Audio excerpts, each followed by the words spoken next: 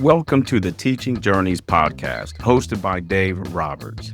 Humanity possesses a unique skill, the ability to pass knowledge from one generation to the next.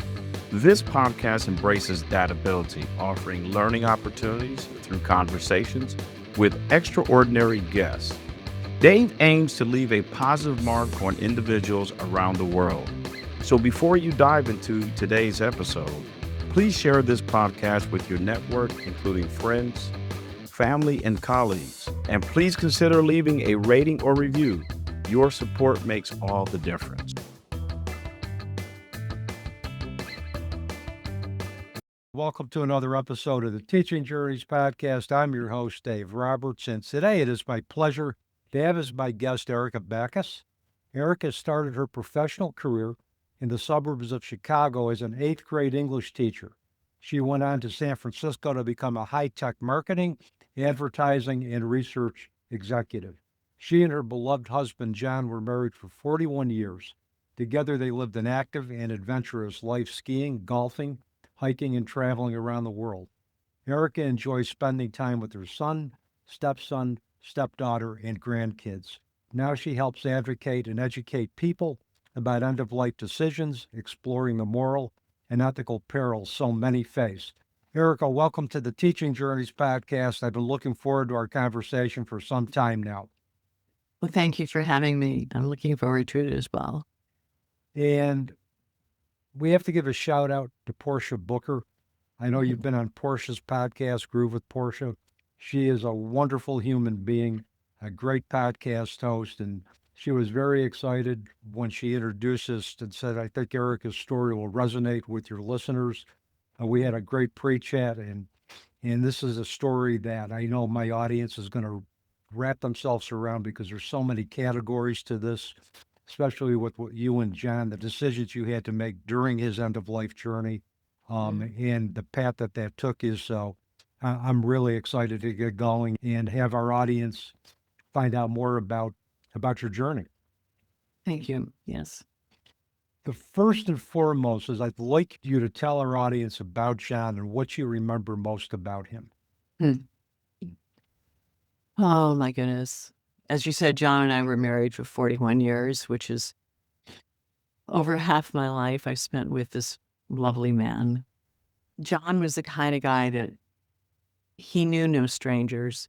He was the guy in the elevator that, oh my God, he talked to strangers in the elevator and they came out friends. He was generous with his time and his love. He always had a laugh for somebody. He was energetic, loving, and kind, and so much fun to be with. And he just had this adventurous soul. He was extremely creative in his own way. And what I remember, what I miss the most about him is his presence. When John walked in a room, everyone knew John was there. And you just miss that booming voice and that laugh that you could hear all the way down a hallway. And he was just such a good guy. The pictures you've sent me and that I'm going to include in the YouTube version of the podcast, I could just see just the warmth emanate from him, his adventurous spirit, everything that you've described. And, you know, there's a lot to be said about an individual who can just kind of captivate a room just with their presence, where they just don't have to say a word. And that, I guess, speaks to what I would believe is the really just magnificent aura that he had about him, the energy that he emanated. It sounds like he was definitely a light in the world. He's definitely a light. And my family just fell in love with him instantly. He became one of the family. And the kids, he's actually technically the step-grandfather to the grandchildren. And in a million years, they would never even think of him that way. He was their grandfather. And they were so close to him and so bonded with him that it was just one of us. He just joined a group of people and you loved him. Yeah, I mean, really, when you take a look at the definition of family, it has so many different different meetings. And particularly, I look at the fact that the friends I have, a lot of my friends have become part of my family. And you can take the step out of the picture and just basically the relationship was as if your grandchildren felt that he was our grandfather. It wasn't a step grandfather, he was their grandfather. Yeah. And I think that just again just speaks to just the type of person that you described him to be. So and thank you for sharing what you remember about John and for letting us get to know him through your eyes. I want you to take our audience to the day that you and John received his early stage Alzheimer's diagnosis. What was that day like? So before he was diagnosed January 24th, 2020. Before he was diagnosed, I had noticed that there were things that were happening that didn't seem right. And I was concerned about his memory. But they would come and they would go, and we were living a perfectly normal life. And so neither one of us really paid much attention to it. But he started like around 2019, John started to say, there's something wrong with my memory. There's something wrong with my memory. And I would say to him, yeah, and I don't remember the movie we saw last week. We all have that problem at our age. And he said, no, Erica, this is different.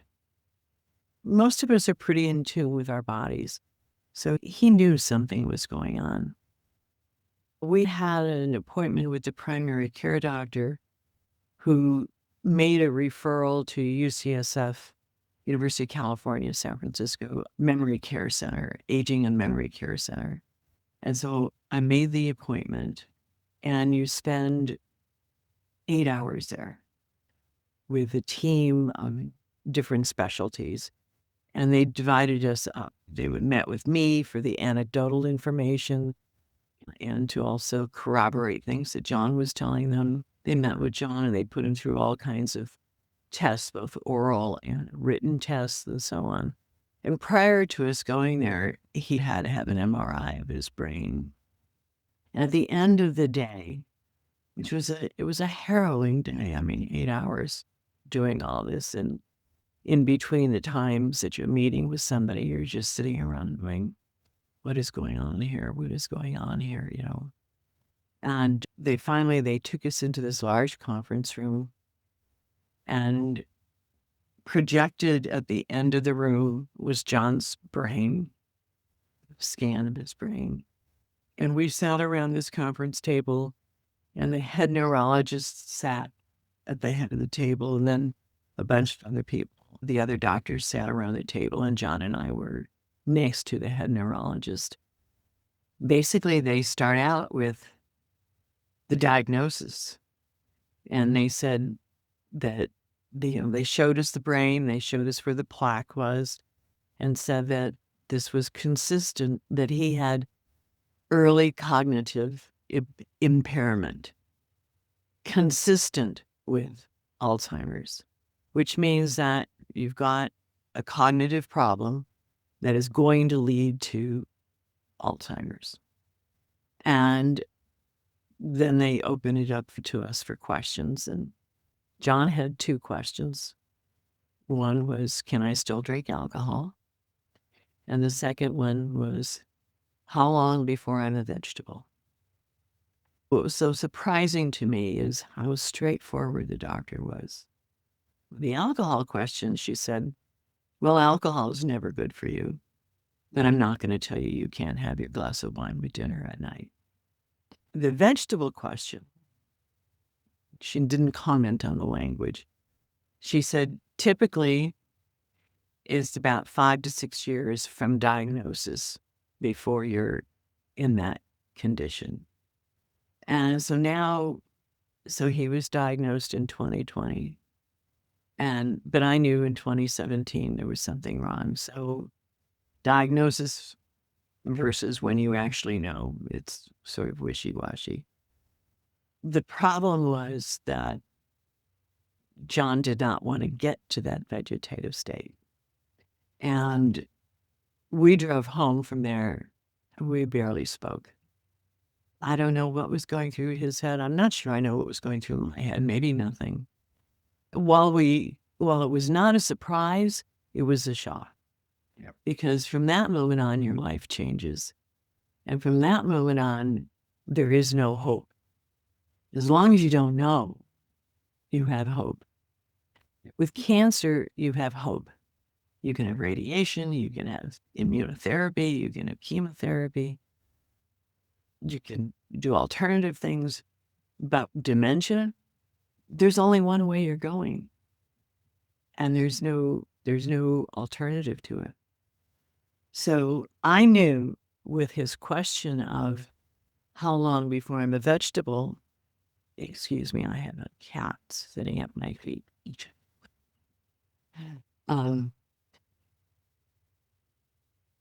That John was thinking about suicide.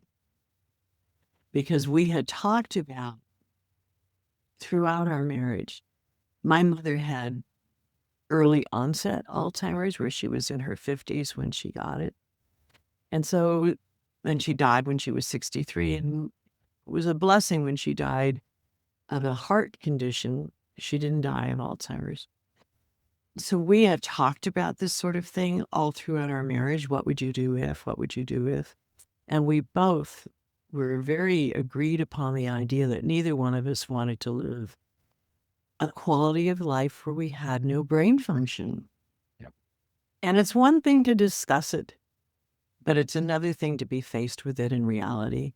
And I think that's probably what was going on in that drive home, is that we were just now faced with reality. This is what we had talked about. Now what? Yeah, and I can identify with the shock of getting a terminal illness diagnosis, not for myself, but for a family member. And there's finality to that. And especially with Alzheimer's, you're right, there's only one way. It's only going to progress. There's no cure. And it is not a pretty way to proceed in your end of life chapter. And particularly when the person you love forgets who you are and forgets their history.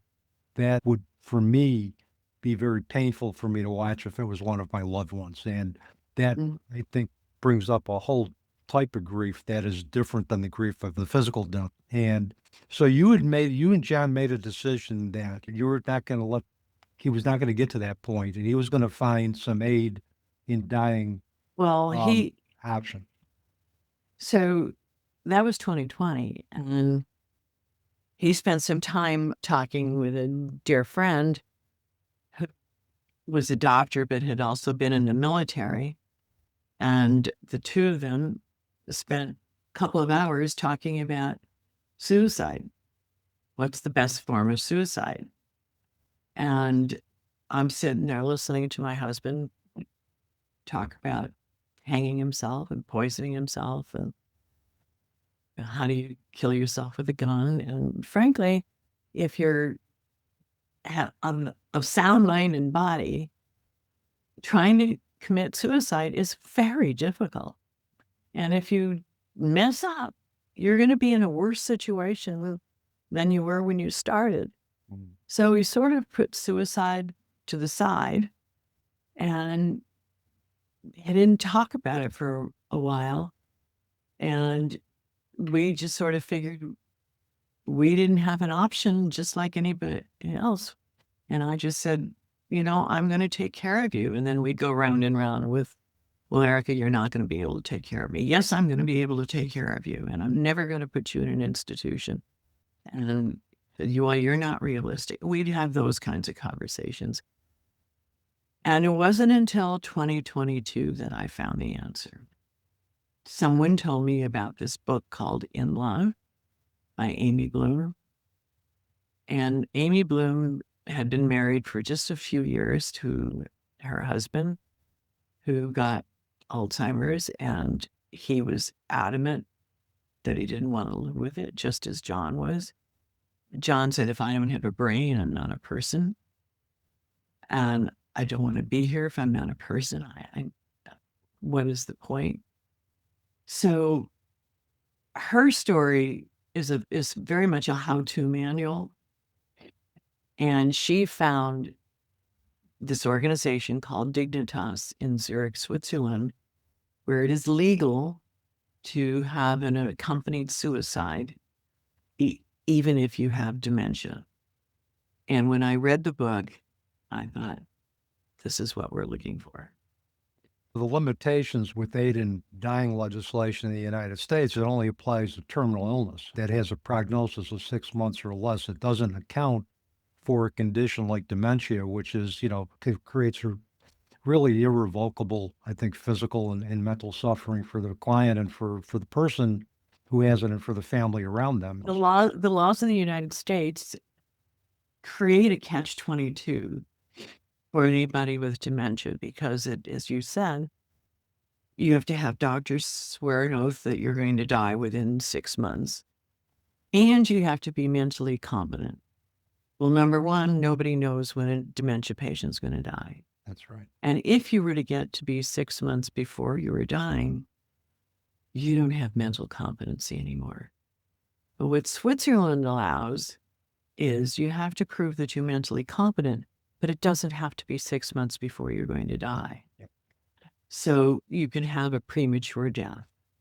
And that is ultimately what John chose to do after I told him the story, I explained to him what Switzerland offered. And he said, well, let's do it. This is what I want to do. Let's do it. And so he died July 26, 2023. So that was just 3 years after the initial diagnosis, 5 years after I knew something was wrong. And it was premature, so who knows how long before he would have been a vegetable. He might have been very average. I know that he was not far from reaching a point where he had mental competency. We pushed it. That is one of the hardest parts of this whole process is choosing the date when you're going to die. And he couldn't do it. He didn't have the competency to do that. I had to do that. And he at one point told me, Erica, you're going to be the one to have to choose when I die. And I have to tell you, it's the hardest thing I've ever done in my life. Yeah. Can't imagine what it would be like for me to be put in that position to have to choose, like if it were my wife who had Alzheimer's, to say, you have to choose the day that I die. And it's like, I don't know how I would react to that. Well, fortunately, it came down to a logistical problem because Dignitas requires, I think, 3 to 4 weeks notice for them to prepare for your death. And you have to have the most recent psychiatric exam no more than 3 weeks before you leave for Switzerland, before you get to Switzerland. John was at a point where his symptoms were changing, and we spoke with a neurologist, and she told us that she was changing his status to be on the cusp of major neurodegenerative disease. And when she said that, to me, that was a signal, along with I could see what was happening to him. And we were pushing it as far as we could, because if you pushed it too far and we lost his mental competency, then you were done. There's no plan B. When the day that she changed the status, I started counting backwards from the time that Dignitas needed and the time that he had to have the exam, the psychiatric exam, and picked a date. Yeah, because I was going to ask you if there was any significance in the July 26th date, but you answered that question. It was a matter of logistics. Mm-hmm. Yeah. We left here on July 23rd, got there on July 24th, the date changes, and we had 1 day there, and we did not want to. It was get in and get out. It was not a vacation. No, that wouldn't be my idea of a vacation. And I've heard Switzerland's a beautiful place, but there would be other reasons to go to Switzerland other than planning the death of a person that you were married over half your life to. Would you be comfortable sharing what those last moments were like, what happened in the last moments of John's life, and what it was like? What was it to seem like, who was around? Anything that you care to share about that? Sure. And I apologize ahead of time if I get teary, but I'm happy to do it. So, as I said, we got there on July 25th. My adult son, who lives in Chicago, had volunteered to go with us. When he found out what we were doing, he said, "Mom, you can't do this alone. I'll go with you." And of all the people on earth, he's the only person I can think of who I would have felt comfortable with going. I had thought about it for a long time. Who did I want to go with me? And I thought, pick somebody just practical who can get you on an airplane, or pick somebody that is not emotional. And when he volunteered, I thought, this is right. This makes sense. And he was extremely close to John. John was his stepfather. So he met us there. He came from Chicago, and he met us there on the 25th. And his sole purpose for going was to get me home. And I was going to his home in Chicago. So his point was to accompany me and to be my support. Because John and I were going to be alone. Because I felt, and he did too, but mostly me, I felt like this was an intimate affair, that it was a very personal, intimate thing between the two of us. And I didn't want anybody there except John and me. So that morning at breakfast, the Swiss psychiatrist met John. He came the night before and interviewed John to check on his mental competency. And when John answered all his questions, the doctor said the night before, "I'll be back in the morning. I want you to think about it tonight. You can go home. You come back some other time. You don't have to do this now." And John said at that time, "No, I'm done. I know this is what I want to do." The doctor said, "I want you to sleep on it. I want you to think about it." So the next morning around breakfast time, the doctor came. We were at the breakfast table, and he sat down and asked John, "Well, John, I told you that I'd give you today to think about it. What did you decide?" And John said, "I want to do this today." And the doctor said, "Well, in that case, there will be a car coming for you in an hour, and it will take you to a house, and there will be two ladies there, and they will help you with the process." And then he said, "I wish you a safe journey." And he laughed. And I just love those words. I wish you a safe journey. I cannot explain our emotions or our lack of emotions, or however you want to describe it. I think probably I must have been in some sort of otherworld shock or something, because I felt like a robot just going through the motions. For example, I had packed everything so carefully in a backpack for John and stuffed all his stuff in this backpack, knowing full well that I don't know what I was going to do with that backpack. And that morning, I just looked at the backpack, and after John got dressed, and I just left it in the hotel room. I said, "Somebody will take all this stuff. I don't care."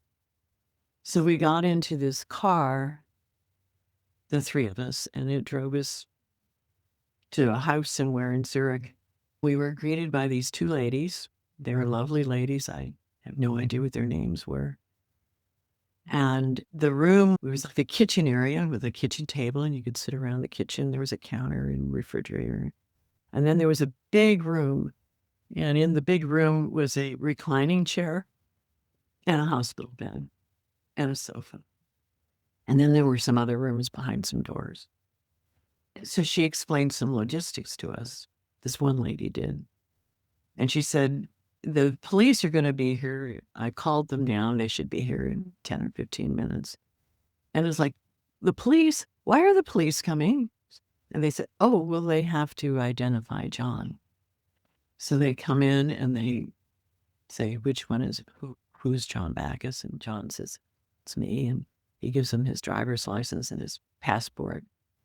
And they match his face to the documents to make sure he is he. And then the next thing she explains that he's going to have his what do they call it? Anti-emetic an anti-nausea drug. Yeah. And they give him that because so that you don't throw up the poison that you're going to drink that's going to kill you. And so she explained about that, and she said it's very bitter, but she said, I'm going to have some Swiss chocolates, and you'll be able to have some candy if you don't like the drink. And she said, the anti-nausea drug takes about half an hour to work. And then she says, you can choose to be on that sofa or the hospital bed or the recliner. And I said, well, I want to be in bed with John. She said, well, then I recommend you use this hospital bed. And then she said, well, when do you want to take the anti-nausea drug? And John said, well, I'll take it now.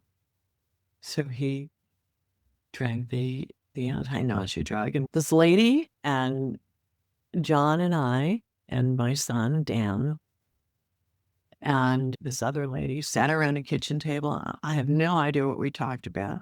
We had small talk. And finally, at some point, she says, well, it's half an hour now. The drug should work.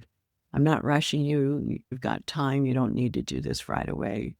What would you like to do? And my husband says, well, let's go get in bed, Erica. So at this point, Danny, my son, goes into some other room, and I climbed into bed with him. And she hands him this little paper cup and fills it with the medicine. And it's pentobarbital, and it's 5 times a lethal dose. 5 times a lethal dose. He took a sip, and he said, I told you my husband had a sense of humor. He said, oh my God, this is so bitter. Is this the last thing I'm going to taste before I die?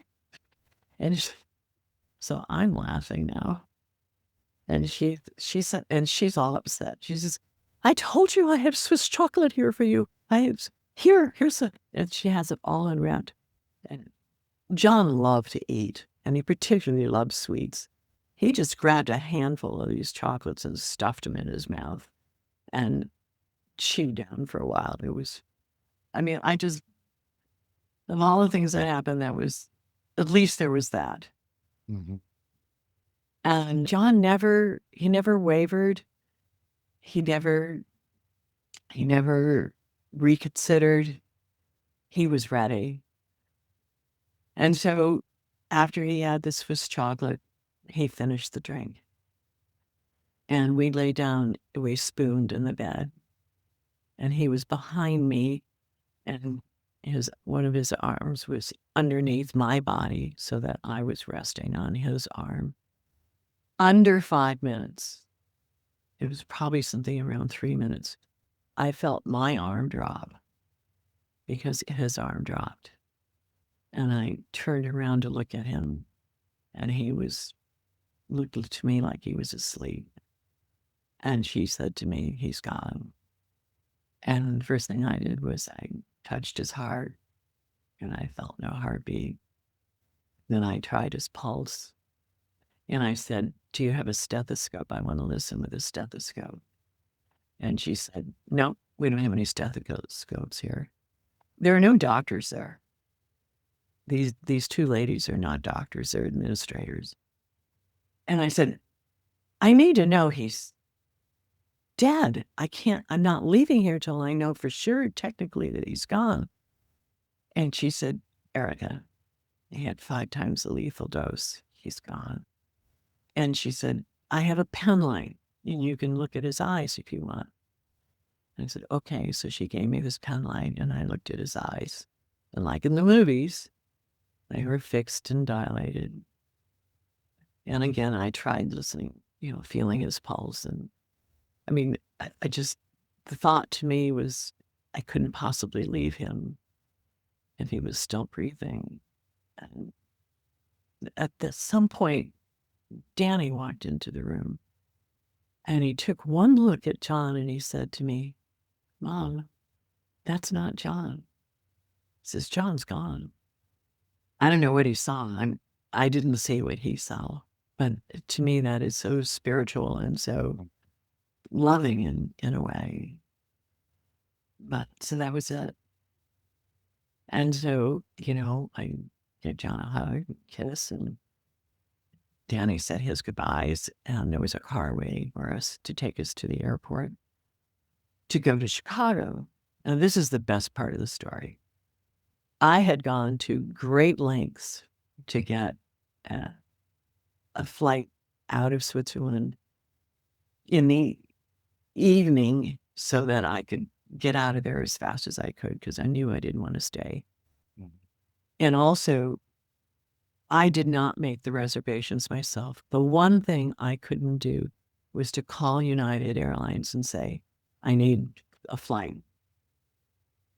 for me going, and John going, but me just coming. I just couldn't do that. And I have a very good friend who's a travel agent. And we did not tell any of our friends what we were doing, but I swore this one lady to secrecy. And I knew I could trust her, and she made all the reservations for me. This is all to say we had gone through great lengths to get this flight to Chicago nonstop from Zurich. We get to the airport, and Danny's walking around to open the door for me, and I have one foot out the door. He's holding his phone in his hand, and he says, Mom, our flight's been canceled. And I said, no. He said, yeah. I said, that's not possible. He said, our flight's been canceled. So we go into the airport, and I have to go to the special desk. And I'm a gold flyer on United. My business, when I was working, caused me to rack up a lot of miles. So I sat down with this lady to find another flight. And I'm sitting there, and she's asking me all these questions, and I'm thinking, my husband just died. My husband just died. I know I have to answer these questions, and I have to be normal. I have to be a human being. I have to answer her questions. She couldn't find a flight out for us that night, and she got one for the next morning. And after a lot of back and forth, we could get one person to Frankfurt, but not both of us, not my son and me. I wasn't going anywhere without him. And so we got a voucher for a hotel room at the airport and dinner and the shuttle back to the airport the next day. And it's now 4 o'clock, 5 o'clock in the evening. And I hadn't eaten since dinner the night before. And we were both hungry. We get to this hotel at 5 o'clock. Their kitchen's closed till 7 o'clock at night. We couldn't even get a Snickers out of a vending machine. So, I mean, I can stop here or I can continue. Continue, please. We both go to take a nap. He has a room next to my room, and we both should take a nap and set our alarms for 7 o'clock. And we got up at 7 o'clock. We went downstairs. We had dinner. And then we went back to our rooms, and I couldn't sleep. And I just laid in bed. At around 2 in the morning, I get a text from my son. He says, Mom, are you awake? And I said, yes. He said, do you want me to come in there? And I said, yes.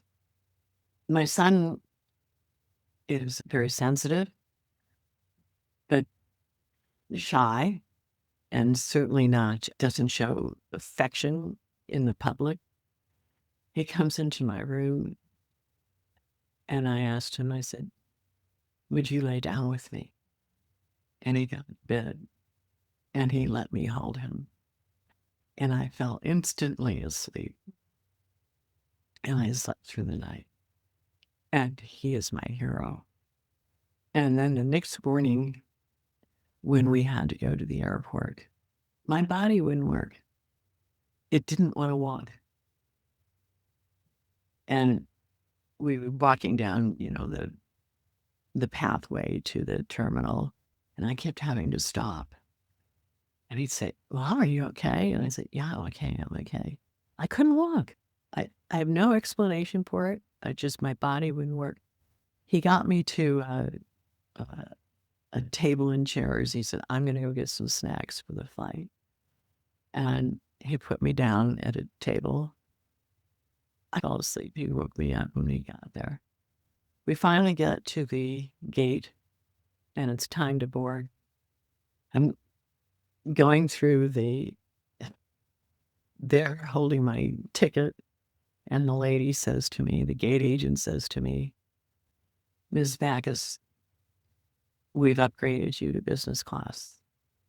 And I said, "What?" And she said, "We've upgraded you to business class." I said, "Well, what about him? Because I'm not going without him." I'm pointing to my son behind me. And she says, "Oh, he's upgraded too." John must have done that. I have no other explanation. There was an angel on my shoulder. Mhm. And if ever business class was appreciated, this was it. And I got on that plane, and I don't remember the flight home. I grew up in Chicago, so sometimes I refer to Chicago as home. Then I was at his home. Ooh, I'm getting chills just listening to your story. And I'm a firm believer, and we talk in my death, dying, and bereavement class about hate and dying legislation and the right to die on our own terms. And I think New York recently just came on board as Yes. the 12th state in the union 13. to 13th. Oh, yeah, that's right. 13th state of the union or state to sign on for aid and dying legislation. And I'll tell my students up front, I said, we don't have any control of how we come into this world, but we should have some say in terms of how we go out. And I believe that every state in the union should have an option, an additional option for individuals who want to explore aid and dying to be able to do that. After listening to your story, I think it should be expanded to not only include terminal illness, 6 months prognosis, but any condition like dementia, which is eventually going to lead to a death sentence, for lack of a better way to put this, where individuals like John should have that option, and they shouldn't have to travel outside of the country to be able to do that. This July is going to be 3 years. And I wrote a book about it, number one. And in addition to that, I've spent so much time thinking about it. And one of the benefits of what John did is I get to remember 41 wonderful years with John. Even those last few years when he was sick, he was still John. And we still had a life together. He spent a lot of it sleeping, but we still had a life together. He's saved me from losing those memories to memories of him not being in control of his bodily functions, from memories of him not knowing who I am, from memories of him not knowing how to walk anymore, not knowing how to swallow anymore. He saved me from all those awful memories that people have to have that go through the bitter end of it. I get to live with my wonderful memories. And I'm so grateful for that. Just again, from your description of John, you had many wonderful memories together, traveling and just being in each other's presence. But even just before he took the lethal cocktail, he still had a sense of humor. He said, "You mean this is the last time I remember before I die is drinking this, the stuff that's so bitter." And I mean, just that just from what you described was just so him at the end of life. Very much. When you talked about that, Dan just came in and said, that's not John, he's gone. There's something that's been researched called shared death experiences, where bystanders, individuals who have witnessed their loved one passing on, they actually see their spirit. They see them, walking to a tunnel and to an afterlife. Sometimes they'll even take that walk with them. I'm not saying that happened in Dan's case, but boy, it sounds like he saw something. And Yeah, he did. there are several individuals that Raymond Moody, in fact, did a lot of research with shared death experiences. And one of my students shared something about her 3-year-old niece, which sounded like a shared death experience that she had with her uncle. So, I mean, the fact they got upgraded to business class, yeah, you're right. There had to be some angel on your shoulder for that. That you both got upgraded, and Yeah, I didn't ask for it or anything. no, but it happened, and that's kind of one of the mysteries that I guess we won't find out exactly why that happened until we end up going into our next existence. But thank you for sharing such an intimate part of your and John's journey, particularly his end-of-life journey. And I believe that that's one of the most intimate moments that we experience is our end-of-life chapter. And so thank you. And I got chills, and I should still getting chills just listening to it. So again, thank you so much for You're for welcome. sharing that in such detail. And I'm just grateful that I was present for that. And thank you. Oh, you're very welcome. Can I ask what the reaction of your friends and your families of both you and John when he had made that decision to say, "Hey, I'm going to go out on my own terms. I'm not going to wait till the end." Well, that was a whole saga in itself, because we were not telling people. Mm-hmm. At first, we didn't want to tell a lot of people because I didn't want to have to defend the position. And I didn't want John, a man with a brain disease, to have to defend his decision. And secondly, I didn't have the emotional energy to argue with friends and family and so on. First, there was a decision of, who do you tell that John has Alzheimer's? That was the first decision. Well, you can't hide Alzheimer's for very long. It becomes pretty obvious. We told our friends, and as it came up, we just naturally told people. And I wrote emails to our nieces and nephews who were out of town or out of state, and talked to.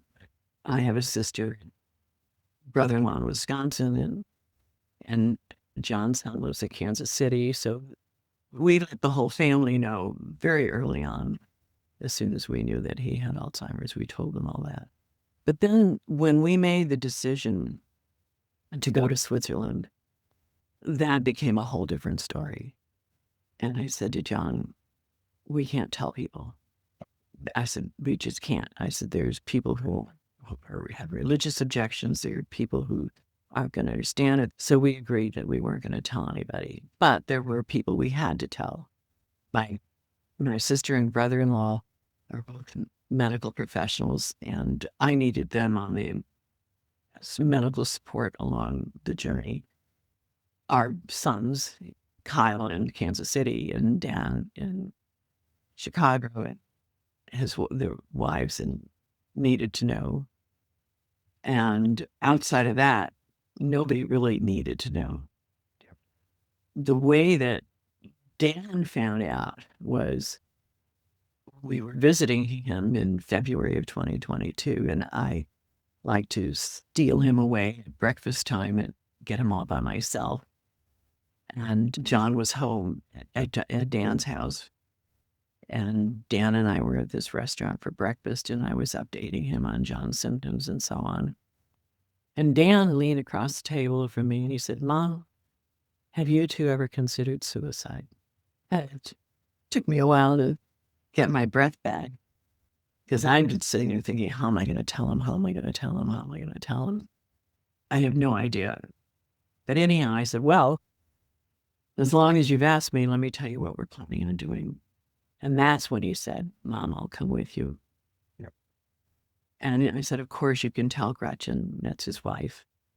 And John has a son and a stepdaughter, actually.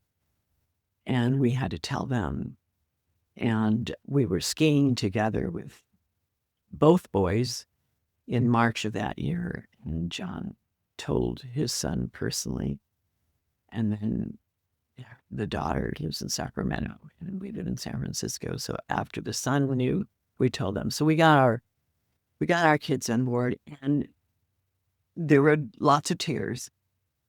But to the person, it was, we love you. What can we do to help? Yep. John also has a brother and sister in Southern California, and we had to tell them.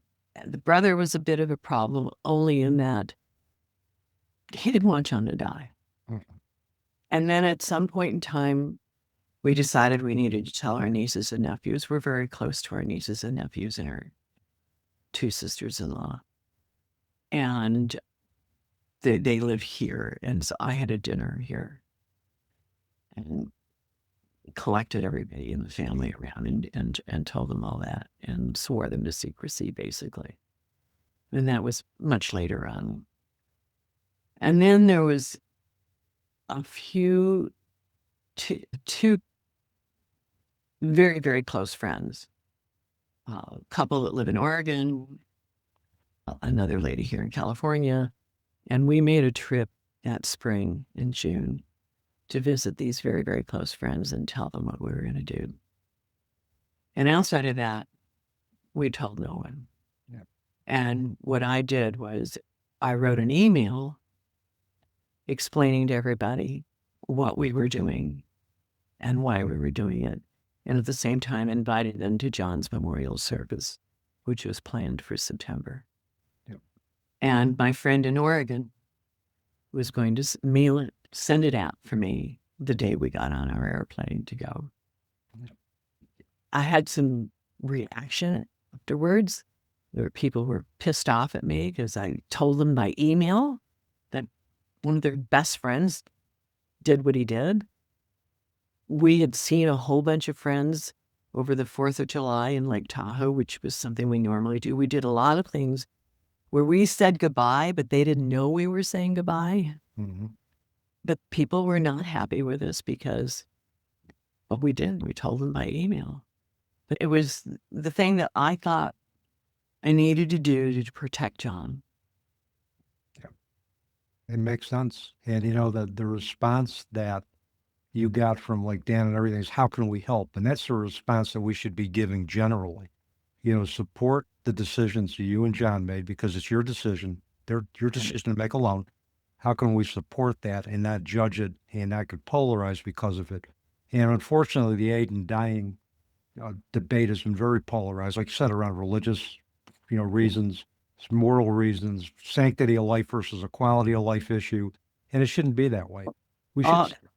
All of our nieces and nephews, the entire family on both sides, it was all, we love you. What can we do to help? Yeah. It's, I think, a very unusual family. Well, I think the fact that you got that kind of support to me would be very uplifting and, comforting, but that should go beyond that. I mean, it isn't up to me to judge how you choose to do any aspect of your life. It's up to me to understand it and support it.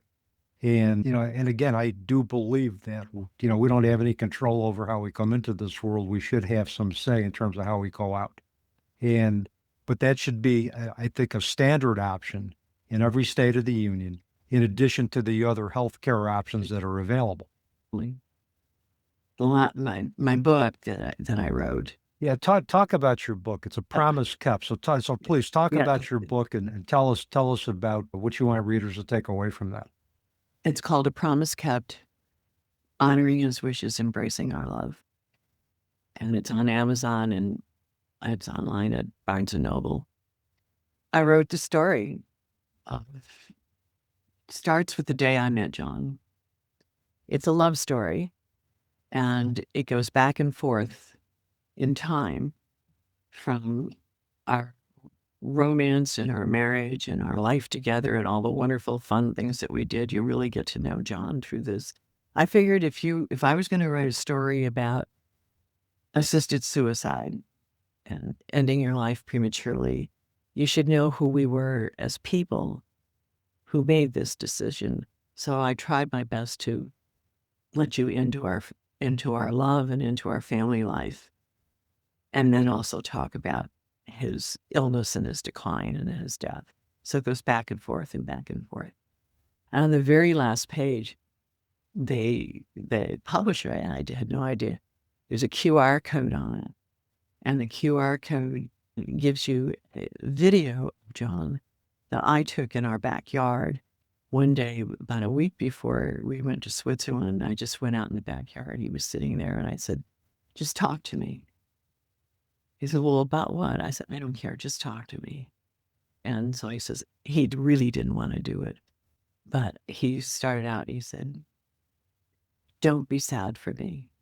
I'm not sad for me. I had a great life. He said, for my 77 years, I've lived more life in those 77 years than most people I know have. And it's all thanks to you, Erica. See, I have the whole thing memorized. Yeah. There are parts of it that are very funny. There's a lot in there about our traveling and our trips. We took our grandkids camping every summer for years and years. And John and I were big backpackers throughout our life. And we traveled to Europe and we played golf together and we skied together. We just had so much fun together. And we lived a pretty normal life basically until he died. I'm going to grab a book and add that to my collection, and I'll have to scan the QR code because I would love to see that video. And, it just puts his voice to what you've already told me about him and told our audience about him. The LA Tribune, I wrote this about your book, and you got a lot of wonderful reviews from a lot of different areas, but this one really stuck out to me. A Promise Kept. It's not just a memoir, a cultural act of courage and moral clarity. A Promise Kept is an invitation to reimagine how we approach death with compassion, honesty, and profound humanity. And it sounds like that's how you and John approached his end-of-life chapter. And we could take a lesson to that in terms of how we approach the topic of death in general.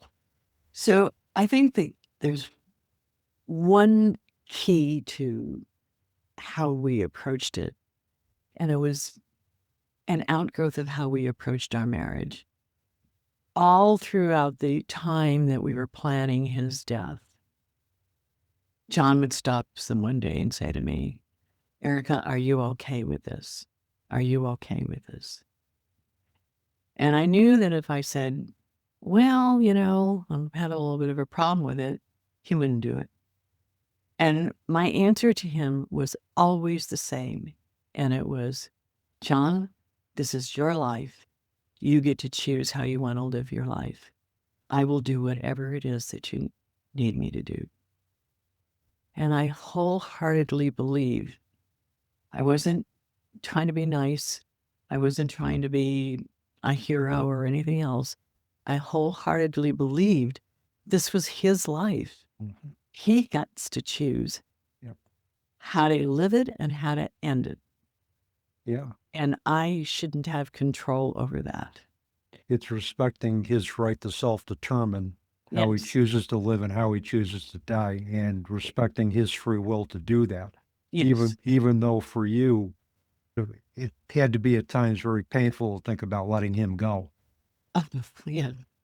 And as with some of your family that you had mentioned, his brother, who just didn't want to have to face the prospect of the physical absence of his brother, and nobody wants to willingly engage in a grief process or a grief journey. We want to hold on to our loved ones forever, which is why I think maybe many families will make that decision to even preserve that family member on life support, because that family member is still physically present. And I don't want to start the process of grieving because it's so painful. Yeah. Yeah. And I think that's the whole message that I'm trying to communicate in the book, is that we should all have that right to choose how we want to end our lives. We do have some control over our early lives and our middle stages of our life. And the end of our life is still our life. Mm-hmm. And John was so clear-headed about, "Erica, if I don't have a brain, what am I doing here?" Yep. How do you argue with it? There isn't any way to argue that, because, we literally define death as brain death. When the brain stops functioning, we're dead. I actually had a discussion on a podcast with two physicians, and I asked them, we were discussing the ethical morality of doctors assisting in an assisted suicide, but that was a whole other conversation. But I said to them, you, as doctors, declare somebody dead when they're brain dead. Well, John's brain was dying. Do you have to go all the way to dead? Yeah, and brain death is the universal definition of death. I think it's the Harvard definition of when a person, is literally no longer alive. And again, why should anybody have to wait to get to that point, go through the pain and suffering, and allow their family to see them suffer and deteriorate? I think in Atul Gawande's book, Being Mortal, he talked about a study that was done, I think, in 2008, and that families who witnessed their loved ones go through very intrusive end-of-life procedures, such as, like chest compressions or intubation or anything like that, to keep that person alive because of the Western medicine piece of technology and preserving life and things of that nature. Their family members experienced symptoms of depression for 6 months after witnessing that. So why the family doesn't need to go through that? Why should they have to? Yeah. And Eric, I think the other thing is our prior history. I think how we choose to end our own lives, whether we do wait in dying or we just, believe in the sanctity of life and we just go until it's our time. I've seen two people that I care for die of a terminal illness, and I vowed that if I ended up getting a terminal illness diagnosis, that I wouldn't put my family through what we went through, and that I would look to die with dignity. Yeah. See, I believe in the sanctity of life. Mm-hmm. And that's why I could support John's choice. Yeah. And some individuals who are against quality of life decisions look at sanctity of life very differently. Mm. And, they'll just say, well, life should be preserved at all costs. I don't buy that. Yeah. So you have left us with so much just good stuff today. Very honest, very raw, very a different perspective on end of life, which I appreciate. And I know my audience is going to appreciate. But Eric, I'm going to ask you one more thing. If you could leave our listeners with one more ultimate takeaway today, what would that be? So one of the reasons that John and I could come together on this decision is that it came as no surprise to either one of us that we believed in that if we were ever to get into this kind of a situation, that we would look for a way to end our lives without going to the brutal end of the disease.